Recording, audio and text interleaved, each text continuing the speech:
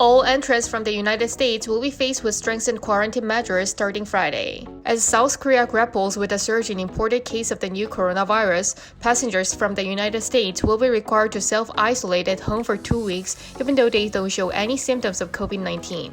The Korea Centers for Disease Control and Prevention said this new measure starts from March 27th, and those who show symptoms will be required to take tests upon arrival.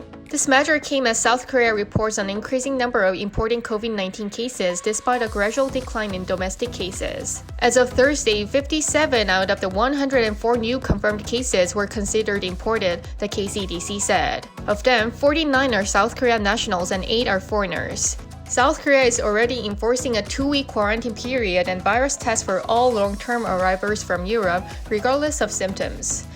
KCDC said all passengers who enter the country must download the self-check mobile application to regularly report their state of health online.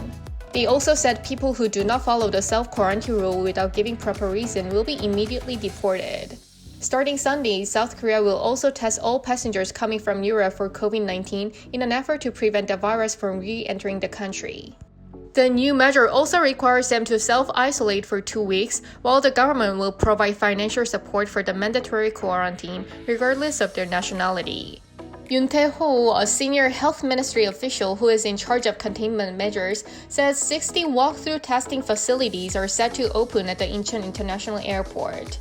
The telephone booth-shaped testing facility allows medical workers to test people from behind a transparent plastic panel to ensure their safety. It takes about 5 minutes for a person to get tested, Yoon said on Thursday.